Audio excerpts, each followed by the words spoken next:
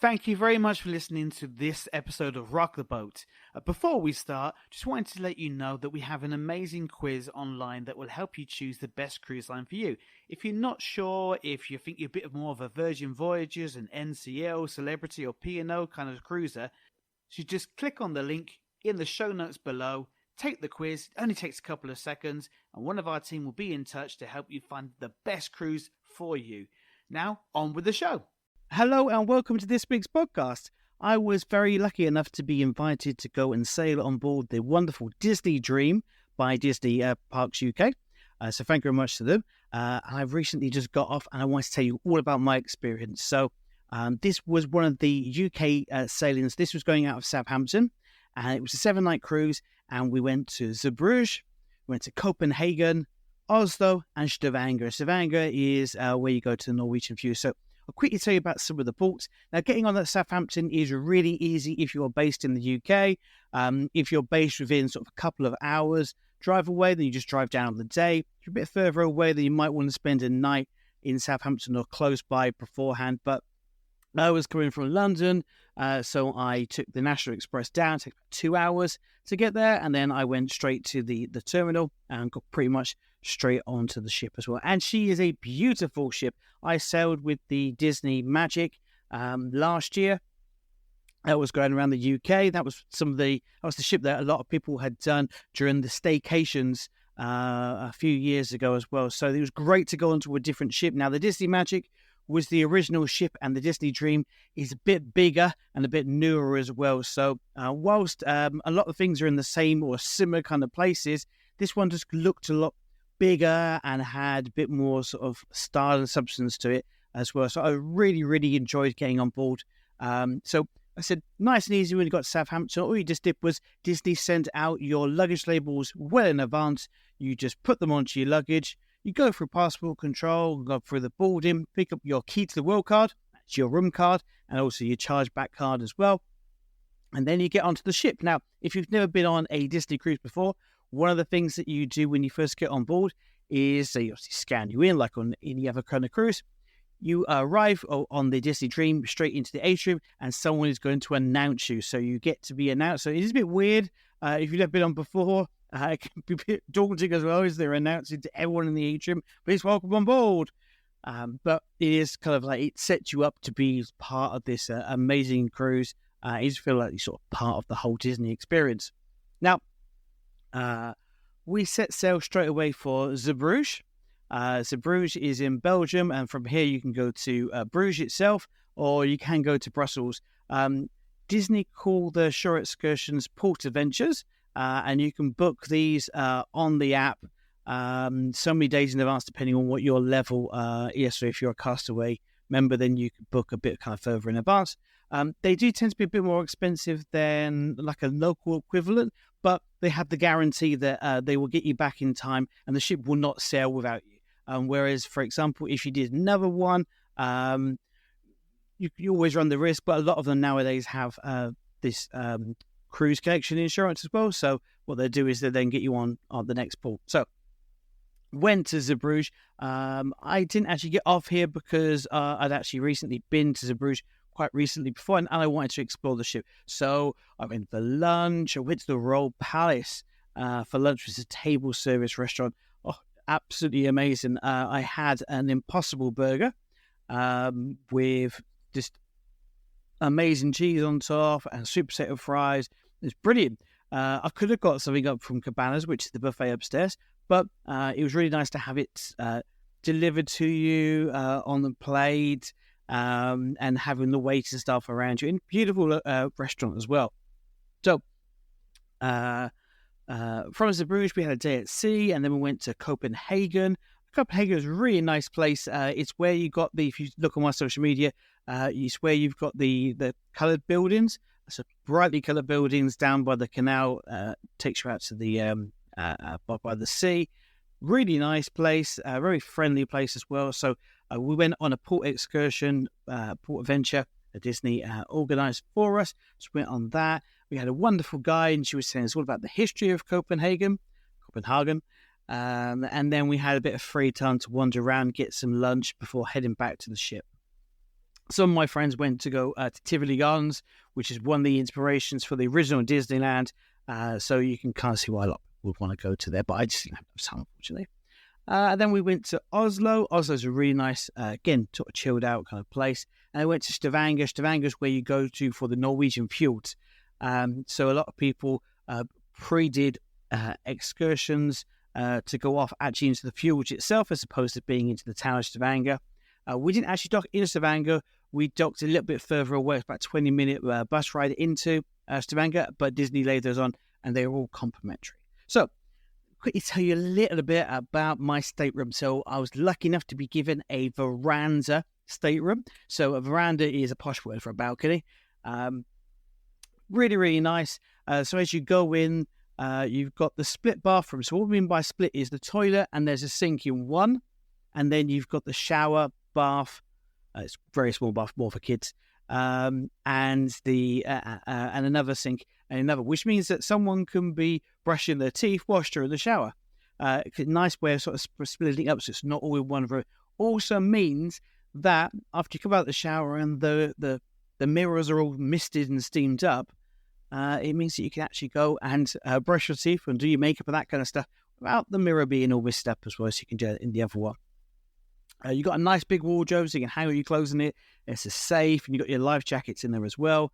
You come in, and then you've got the big double bed. And now these are really raised off the floor. You come in and you think, why is it so high? It's because it gives you that extra space to be able to put all your luggage underneath. So you can put your luggage underneath in your cabin, in your stateroom, pull it underneath, and you never have to see it again once you've unpacked it. Okay, this is what I really love about this. Is very simple. Is there's a privacy curtain between the main bed and the sofa bed. So the sofa bed basically you've got a normal sofa during the day, and then you can turn that into a bed in the evening. Your stateroom host will do it all for you. Just need to let them know you want it made up, and they get everything ready for you. Okay, so what I really love about that is, again, if you've got kids, you can put them in one section, you can be in another, and if you've got the light on, that kind of stuff, it's not going to disturb anyone. So the person I was sharing with, if I wanted to read in bed, that's fine, because we can just draw the curtain. Great. Of course, we have a veranda, which meant that we could sit out. We could enjoy the views as we were sitting in and out of pools, just sit there and watch the world go by. Now, Disney is very generous, actually. They don't do alcohol packages per se. They do a wine package that you can have with your dinner, but they don't do one that you can kind of get around the ship, unlike pretty much all the other cruise lines apart from Virgin. What they do is they let you bring on board 2 bottles of wine and up to or 6 cans or bottles of beer per person per port. So obviously, if you've got to be over 18 or 21, depending on which cruise you're on. So what that means is that we sat there and had a couple of bottles of wine, or always in the fridge, and we could sit there on the veranda, drinking our own wine, watching the world go by before going out and going to enjoy the rest of the ship. So that's a really great selling point, I kind of think, really great, unique point that you get with Disney. So I've mentioned my stateroom host before. So the stateroom host will come in generally sort of 2 or 3 times per day, and what they're going to do is they're going to clean down, I think, remake your bed. And what a lot of people love is that you get a towel animal every night and some chocolates on your bed before you go to sleep as well. So fantastic. I'm not sure about having sugar just before going to sleep, but it really is kind of like a nice little touch. If you want to have room service, they're probably the ones that can bring it to you. And they're there that if you have any questions, you can just ask them straight away, and they'll sort out everything for you. Okay. Restaurants. Now, dining is a massive part of any cruise, and of course, it's exactly the same when you sail with Disney as well. So with Disney, they have a slightly unique twist on things. So they have rotational dining. So this is the 3 main dining restaurants. So on this one, we had Royal Palace, which was centered in the just off the atrium. Really nicely done restaurant. We ate in here a couple of times. We also had lunch in here a couple of times as well. As you can tell, it's royal themed, so you're going to see lots of like decor with the princesses on. They got an amazing chandelier right in the middle, which has got the glass slippers from Cinderella as well. So on your first night, you're going to meet your hosts, your waiting staff, and they're going to come over to you, introduce them. We had Roland, who was from India, and he'd been working for Disney for, I think he said 10 years. Really, really lovely guy. And basically, he will tell you all about the food. You've got any allergies, sort that out. So we had someone in our group who was celiac, so couldn't have any gluten, couldn't even have a crumb of gluten. So Roland made sure that absolutely everything was great for her, and she didn't have any gluten or wheat or anything like that. Okay. You then also have your drink server as well. So what they do is they take your drinks orders, so you can have orders. All the soft drinks are included in the restaurants, so they get to know what you like. And I always had a Coke Zero or a Sprite with it. Now this is where you can buy the wine packages, so you can buy like a 3, a 4, or a 5-night one. And basically what it does is once you get past this, it's cheaper to buy it like that, and then you can sort of choose which ones you want. But if you don't finish that bottle of wine, so for example, you had a bottle of red and you don't finish it that night, what you can then do is you can then put a cork in it, and then you have it the next day. So it's a great way of saving a bit of money, but also means that you don't have to worry about buying wine and that kind of stuff. It's all done for you. Fantastic. Now, what throws some people is the actual amount of courses you get. So you get your bread on the table. It's always a different kind of bread with butter, and then different sort of spreads or pastes to go onto the bread. Then you have your starter, but then you also have a soup or salad course as well. So you can end up with 4 courses. Now, you can have as many as you like. I looked at the starters sometimes and went, actually, I want to have 2 starters and not have the soup course. You don't have to have any of this as well, of course. Or a couple of times, actually, I want to have the soup, I want to have this starter. But can you also do, you can have as much as you like. If you want to try every single starter, just ask, and they will bring you out every single starter. And for exactly the same for the mains as well. So you're always going to have some kind of vegetarian option, a vegan option. You're always going to have probably it's like a beef or a chicken, pork, and a fish option as well. So everyone's kind of catered to. And they also do the lighter menu as well. So lighter doesn't necessarily mean that it's smaller plates. It means that there's less intense flavour in it. So there's always going to be, for example, a steak on there. Now, the steak that you might get as the main meal might have lots of seasoning and lots of things like ginger, that kind of stuff to sort of enhance the flavour. Now, if you don't particularly like that kind of stuff, you want something a bit plain and simple, take the lighter options. Much, there's less seasoning, that kind of stuff on it. You can obviously add salt and pepper to it later on. But if you just fancy something a bit more plain, if you're a bit of a fussy eater, this is a wonderful way of doing that. And then you get round to probably my favourite course, and that's the desserts. And the desserts are amazing on board. And again, you can have as many as you like. So there was a couple of nights where I had 2 desserts just because they were really amazing. And I thought, well, I don't want to just try one. I want to try a couple of them as well. There is a secret menu because of where the kitchens are. If you see something that's on the room service menu, you can actually order that as well if it's not available for that particular night. So, for example, the Mickey bar, the ice creams, those are available in all the table service restaurants. Personally, because you can get those on room service, I probably wouldn't bother having one of those. I would have one or two of the desserts because you can have those Mickey bars whenever you like. Now, considering that a Mickey bar, for example, in Disneyland Paris costs €4.50, if you have a couple of those, you can start to see where your value is starting to add up. I said the soft drinks are included when you go on into the restaurants, into cabanas, and up on the top deck. There's also the drinks fountains as well. They are not included in the bars. So if you do go to a bar, it's not included. Okay, so you will pay for a soft drink and also for gratuities on top of that as well. So we were very lucky to be able to go, despite the fact that none of us were kids or had kids with us. We were lucky because they do open houses. So we got to go and experience and try out all the kids clubs, and they are amazing. If you think that your kid is not going to enjoy kids clubs, they haven't been on a Disney cruise before. They take from 6 months old babies, but from 3 to 17 years old, there are some amazing things to do. So from 3 until 11 years old, they have the Oceaneer Club and the Oceaneer Lab. And these are amazing spaces. In the Oceaneer Club, they have a section that looks like you're in the Millennium Falcon. They have an Andy's room, so you can go and play like you're a toy in Toy Story.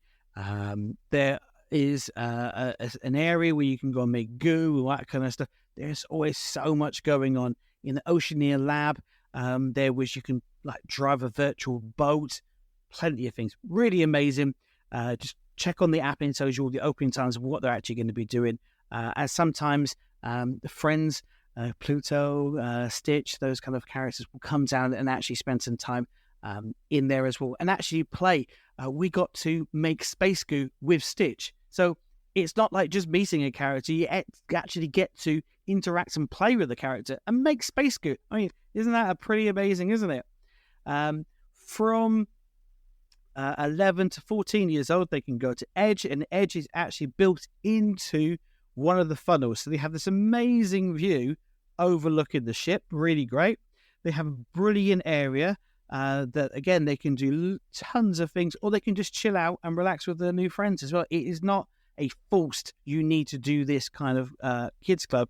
They can just go there and chill out, watch movies, make new friends, and just kind of be basically away from you. This is great. The kids clubs are open really late as well. So it means that if you want to go and have a couple of drinks in the bar, you can put the kids in the kids club and go away. We saw loads of parents doing this.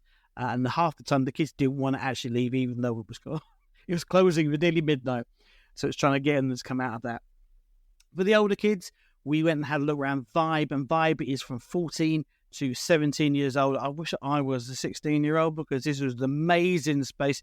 They had a foosball table. It was really fun. It was like being in a nightclub. They also have their own sun deck as well. So they have their own plunge pool out the front with sun lounges. So if all they want to do is just put some headphones in and chill out and relax and get away from you, they can go and do that down in Vibe. If they want to kind of make new friends and just chat, that kind of stuff, great. They do have organized activities, but a lot of the time the kids will kind of like just do their own kind of thing. So it's a place for them to go out and hang out as opposed to necessarily do the kind of things that sort of the younger kids do. But there are activities for them to do. So if you've got kids, don't worry, they will be perfectly happy. In fact, dragging them out is going to be the problem. But they probably will want to come out to come and see some of the shows. So on board the Disney Dream, there are 3 West End style shows. So the first one we saw was the Golden Mickeys, and this is basically like an award show.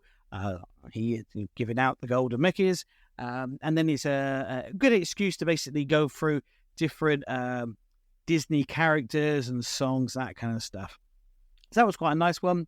And then you had a proper an hour and 15 minutes long version of Beauty and the Beast. It was absolutely amazing. What if you the Beast transformation at the end? Brilliant. These are proper Broadway singers that are on board. This is not your local theatre troupe trying to put it on. The effects were amazing. Brilliant story as well. Obviously, you can see Beauty and the Beast. It's going to be an amazing story and great singing. My favourite one was Disney Believe. And this is about a scientist who is trying to grow a flower for a gardening competition. And it's his daughter's birthday, but he's basically ignoring her and going, "Oh, I'm really sorry, I can't because I've got to do all this work." He then rubs a magic watering can, and the genie pops out, a bit different to the lamp, and grants him 3 wishes. He accidentally makes a wish. And then you go through, and it's about him trying to discover what magic is. And again, absolutely breathtaking as a story, absolutely amazing singing and dancing. I've seen a lot of Disney shows, and this is probably one of the best ones I've ever seen. Make sure you get there at least 15 minutes early, probably 20 minutes beforehand. Now, what happens is if you were on the early dining, there will be a show after your dinner to go and watch. If you were on the late dining, you can go and watch it beforehand. So a lot of the shows started at 6:30 or 6:15. That will give you enough time to then go and get ready afterwards and then go for dinner at 8:30. During the day, you can go and hang out around the swimming pools. So up on the top deck, you've got the pools, and you've also got the aqueduct slide as well. This is a water roller coaster, which I really, really enjoyed. Apart from because we had quite good weather, so it was quite warm outside, but the water inside the aqueduct is freezing cold. And you go with these plastic perspex tubes, so you can actually sort of see out. And then you kind of go around a bit of the ship and then splash down, but a little bit cold. The swimming pools weren't so bad, but the aqueduct was a bit cold, as I said.